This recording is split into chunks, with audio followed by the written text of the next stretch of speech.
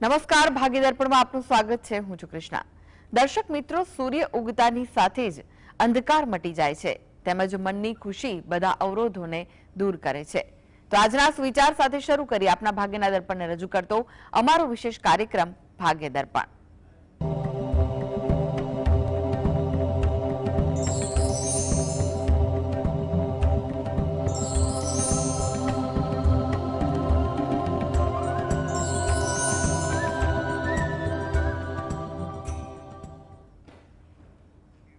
તો ભાગ્ય દર્પણમાં આપના પ્રશ્ન નિરાકરણ, રાશિફળ, પંચાંગ વિશે માહિતી અને માર્ગદર્શન આપવા માટે આપણી સાથે જોડાઈ ગયા છે જાણીતા જ્યોતિષાચાર્ય અને વાસ્તુશાસ્ત્રી હસીતભાઈ પાઠક.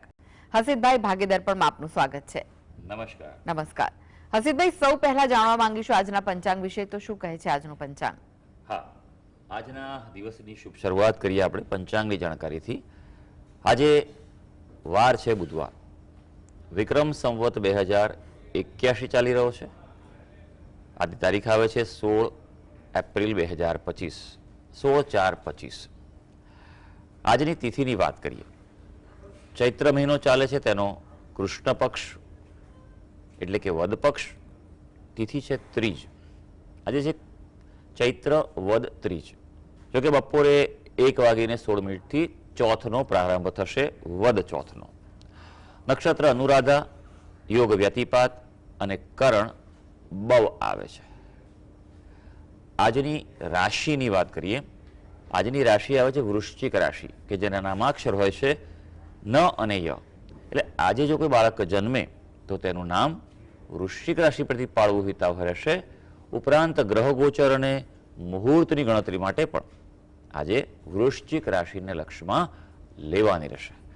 દિન વિશેષની વાત કરીએ તો આજે છે સંકટ ચોથ. દરેક મહિનાની વદ ચોથ આવે છે તે સંકટ ચોથ કહેવાતી. એમાં ચોથ એટલે ચંદ્ર જે થાય, ચંદ્રનો ઉદય, તે વખતે ચોથ હોય એ ગણાય છે. જેમ કે આજે સૂર્ય ઉદય થયો ત્યારે ત્રીજ તિથિ છે, પણ બપોરે 1:16 ચોથ બેસશે. રાત્રે ચંદ્ર જે છે તે ચોથનો હશે. રાત્રે 10:05 ચંદ્રોદય છે. સંકટ ચોથ એટલે ભગવાન ગણપતિ દાદાની ઉપાસના કરવાનો શ્રેષ્ઠ દિવસ છે. જપ કરો, પાઠ કરો, બને તેટલું વધારે કરવાથી જીવનમાં સંકટો અને વિઘ્નો દૂર થતા હોય છે.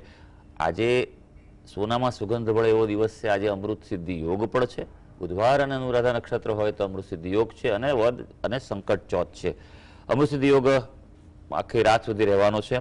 દગ્ધ યોગ પણ છે, જે બપોરે 1:16 સુધી રહેવાનો છે. જી હસીતભાઈ, આજની વાસ્તુ ટીપ શું છે દર્શક મિત્રો માટે? હા, વાસ્તુ ટીપમાં આપણે વિશેષ વાત કરી રહ્યા છે તે છે દિશાઓમાં મહત્વની 2 દિશા, ઉત્તર અને પૂર્વનો ઢાળ. આપણે એવું માનતા હોઈએ છીએ કે ફક્ત વાસ્તુ એટલે 4 દિવાલોની વચ્ચે, એવું નથી. 7 રીતે વાસ્તુ જોવાનું હોય છે. અંદર ઘણીવાર એવું બને છે કે અંદરના પરિબળો કરતાં બહારના પરિબળો પણ વધારે અસરકારક હોય છે. ત્યારે ખાસ કરીને દરેક દિશાઓ છે તેને અલગ અલગ રીતે મહત્વ આપવામાં આવ્યું છે. કે ખાસ કરીને ઉત્તર અને પૂર્વની દિશા જે છે તેમાં ઢાળ હોવો જોઈએ, તે ભાગ નીચો હોય તો તે ખૂબ સારો માનવામાં આવ્યો છે. જો ઉત્તર દિશા ઊંચી હોય, ઉત્તર દિશા ઊંચી થાય એનો અર્થ એ કે ભૂમિ તત્વનું પ્રાધાન્ય ત્યાં વધ્યું છે, તો ત્યાં જૈવિક ઉર્જા જે છે તે છે એ ઘટી જાય છે. કે પૃથ્વી તત્વ છે એ જૈવિક ઉર્જાનું શોષણ કરે છે. હવે જો જૈવિક ઉર્જા ઓછી થઈ જાય તો તે તો તકલીફ આપે, કારણ કે એ મહત્વની ઉર્જા છે. મનુષ્યના જીવનમાં જૈવિક ઉર્જા જેટલી વધે, જેને આપણે ચુંબકીય ઉર્જા પણ કહીએ છીએ, તો તક આપે છે. વ્યક્તિને જીવનમાં કાર્ય કરે તેમાંથી લાભ મળતા હોય છે, અને દરેક પ્રકારે આપણને સહાય પ્રાપ્ત થતી હોય છે. તો જો ઉત્તર ઊંચું હોય તો આ બધા આપણા લાભથી વંચિત રહી જવાય છે. જી હસીતભાઈ, 12 રાશિઓનું રાશિફળ જાણીએ તે પહેલા એક દર્શક મિત્ર આપણી સાથે જોડાઈ ગયા છે. ઇન્દુબેન છે. ઇન્દુબેન, આપને જેમના માટે પ્રશ્ન પૂછવો હોય તેમની જન્મ તારીખ જણાવો. મારા દીકરાની વહુ માટે સવાલ કરું છું. એમનો જન્મ છે 15/10/74. 15/10/74. જન્મ સમય સવારના 6 થી 7. 6 થી 7 ની વચ્ચે છે. હા, અને જન્મ સ્થળ પાલિતાણા. જી, પ્રશ્ન જણાવો. આપનો પ્રશ્ન શું છે? એને રોગ માટે પૂછવું હતું. એને કેન્સર છે, નિદાન કરે છે ડોક્ટર, તો સારું થઈ જશે? કેટલો સમય થયો નિદાન થયે? 2-3 દિવસ જ થયા છે હજી. અને શેનું કેન્સર થયું છે? પેટનું. અચ્છા, હા, ઓકે. અને કયા સ્ટેજનું છે એવું કંઈ કહ્યું છે ડોક્ટરે? ડોક્ટરે કે બીજું તો કઈ કર્યું નથી, પણ એમ કીધું કે કિમો કાલે લીધો એને. ઓકે, હા, સમજી ગયો. એટલે સ્ટેજ આગળ પડતું છે, કારણ કે જો 2-3 દિવસ પહેલા નિદાન કર્યું હોય અને તો કીમો આપવાનું થાય તો એ એમ કહેવાય કે આગળનું સ્ટેજ હોઈ શકે. ચાલો જોઈ લે કે કુંડળી શું કરી છે. તમે જે વિગત આપી છે, હવે એમાં તકલીફ એ છે કે 6 થી 7નો જે સમય જે છે એ અઘરો સમય છે, કારણ કે જો 7 વાગ્યાનો સમય હોય તો લગ્ન બદલાય છે. મેં 6:30નો સમય લીધો છે અને એ પ્રમાણે જ હું એવરેજ કરું છું કે આપણે કુંડળી મૂકી છે. ચંદ્રની વાત કરીએ તો કન્યા રાશિમાં જ ચંદ્ર છે. અત્યારે ચંદ્ર કેતુનો દોષ ચાલી રહ્યો છે. દરેક કન્યા રાશિવાળાને માટે કંઈક ને કંઈક આવી પરિસ્થિતિ સર્જાઈ શકે તેવું છે. 6ઠા સ્થાનમાં ગુરુ મહારાજનું પરિભ્રમણ છે. અત્યારે શનિની દશા ચાલી રહી છે.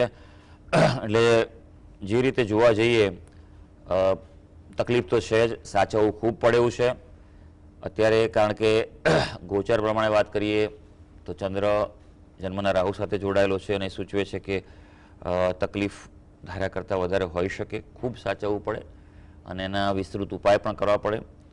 ઘરનું વાસ્તુ જે છે એ ખાસ ચેક કરાવો, કારણ કે આવા ગંભીર વ્યાધિ હોય, બરાબર છે, તે ખૂબ લાંબો સમય ચાલતા હોય છે, તો સૌથી પહેલાં વાસ્તુ તેનું દોષ નિવારણ કરાવો એ ખૂબ પ્રભાવશાળી ઉપચાર છે.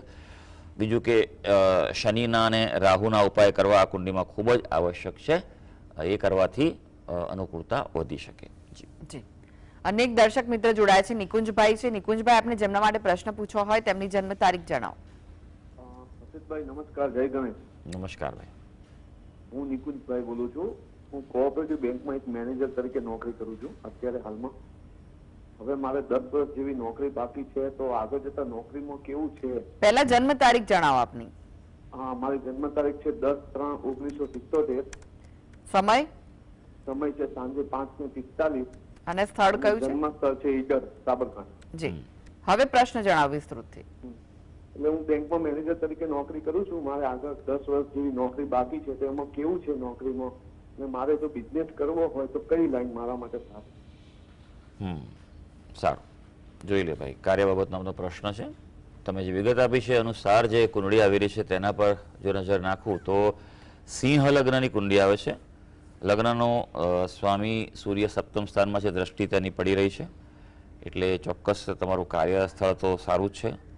શુક્રની મહાદશા ચાલે છે. શુક્રની મહાદશા શુક્ર તાપનું ભાગ્યસ્થાનમાં છે, પણ કેતુ સાથે હોવાને કારણે તમારા મનમાં આશંકા, ભય રહ્યા કરે. કાર્યસ્થળે એમ કહેવાય કે 10 વર્ષ પૂરા થવાની સંભાવના ઓછી છે, એટલું કહી શકું તમને. કોઈને કોઈ રીતે ક્યાંક કંઈક અટકાવ આપે, બદલાવ આપે તેવું ચોક્કસ સૂચવી રહ્યા છે.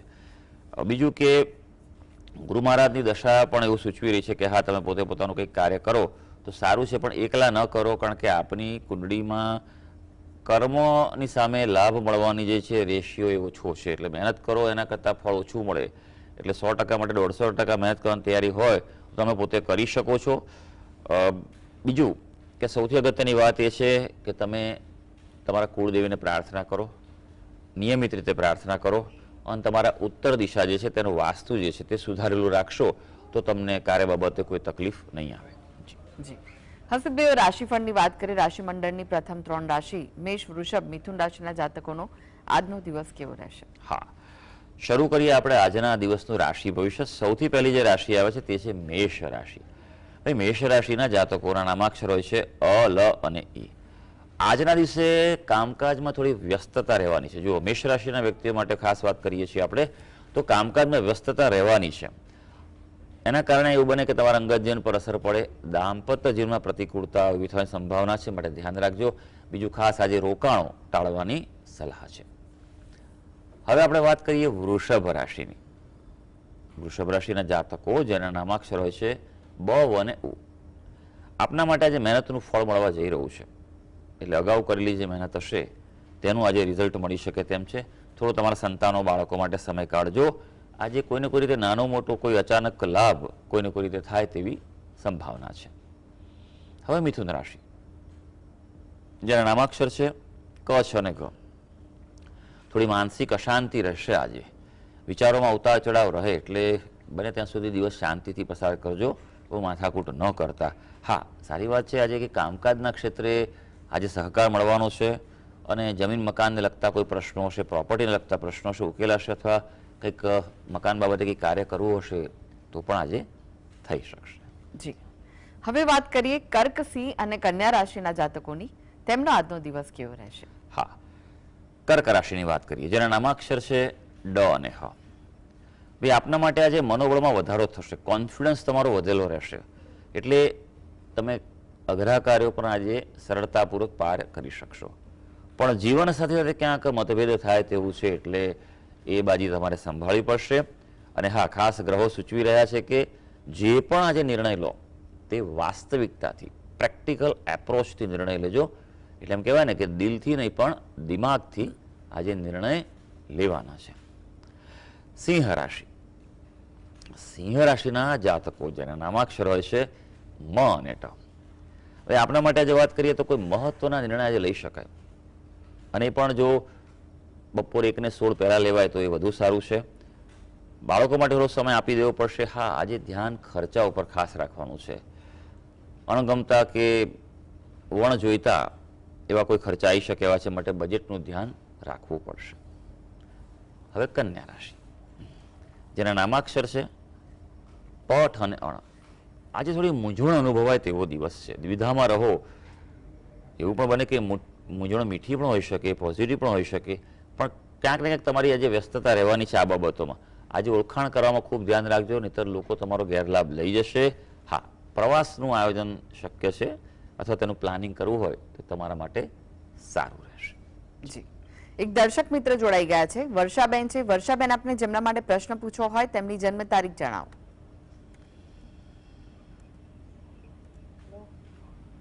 વર્ષાબેન, આપને જેમના માટે પ્રશ્ન પૂછવો હોય તેમની જન્મ તારીખ જણાવો.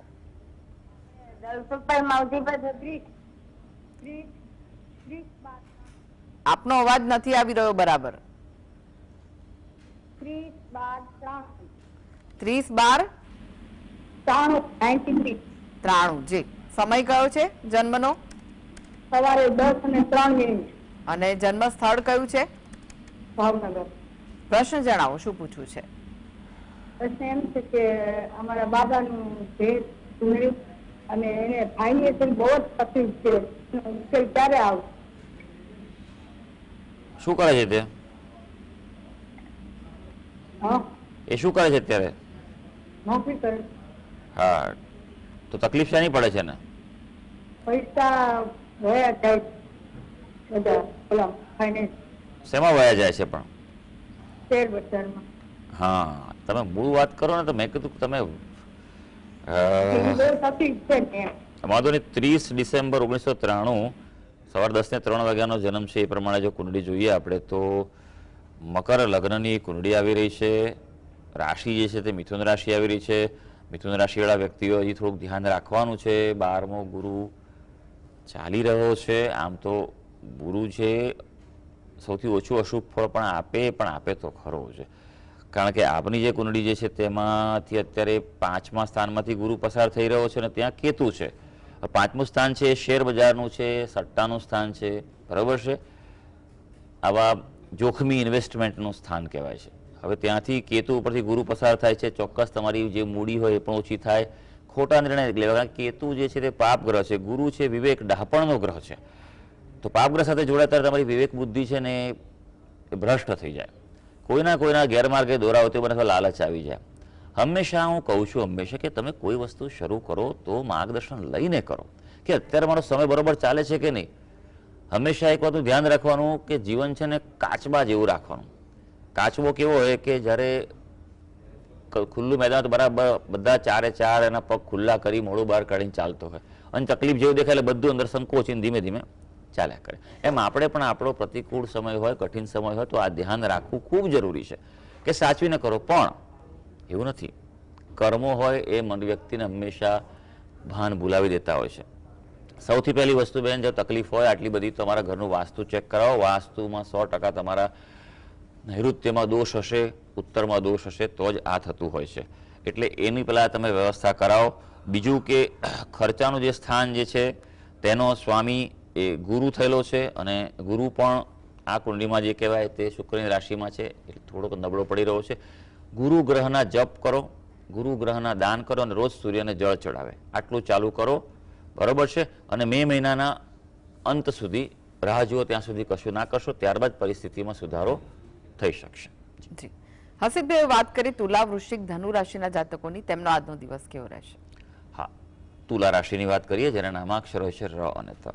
ભાઈ, આપણા માટે પરિવારમાં કોઈને કોઈ રીતે ખુશીની ક્ષણો આવશે ભાઈ, એટલે થોડુંક આજે એના માટે સમય આપજો. હા, આજે ખાસ સલાહ એ છે કે નવી શરૂઆત ટાળજો, કારણ કે માનસિક અશાંતિ રહે તેવા યોગો સર્જાઈ રહ્યા છે ને એટલા માટે જ્યારે માનસિક તમે ડિસ્ટર્બ હો તો યોગ્ય નિર્ણયો લેવામાં ક્યાંક ને ક્યાંક ચૂક થવાની સંભાવના છે, માટે સાચવજો.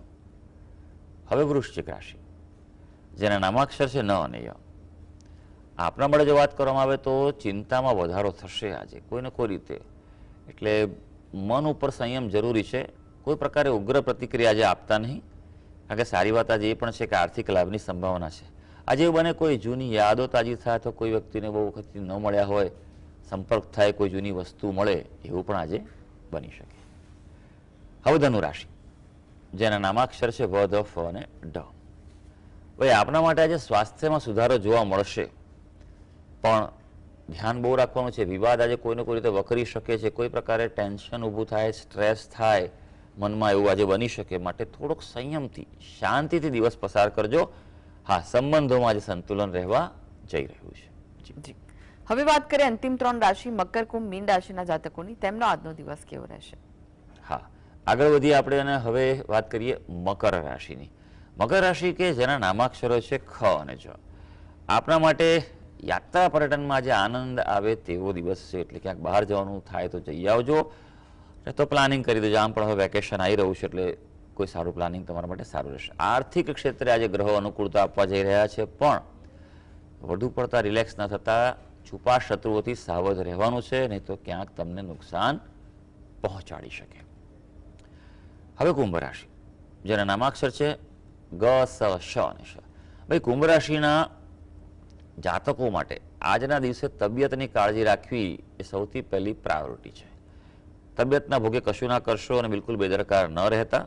હા, નવા કોઈ આયોજન કરવા હોય તો સફળતા આજે તમારી રાહ જોઈ રહી છે, પણ વાહન ચલાવતા મશીનરીનો ઉપયોગ કરતા સંભાળવાનું છે.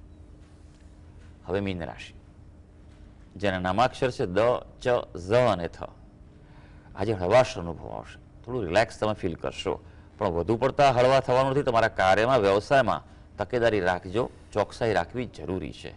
હા, આજે સારી વાત એ છે કે તમે પોતાની આવડતથી સફળતા મેળવવા જઈ રહ્યા છો. તો સર્વે દર્શક મિત્રોનો આજનો દિવસ શુભ અને મંગળકારી જાય તેવી ઈશ્વરને અભ્યર્થના. જી હસીબભાઈ, જીએસટીવી સાથે જોડાવા માટે, દર્શક મિત્રોને માહિતી અને માર્ગદર્શન આપવા માટે આપનો આભાર. ધન્યવાદ. તો આ સાથે જ ભાગીદાર પણ આજે બસ આટલું જ. મને રજા આપશો. નમસ્કાર.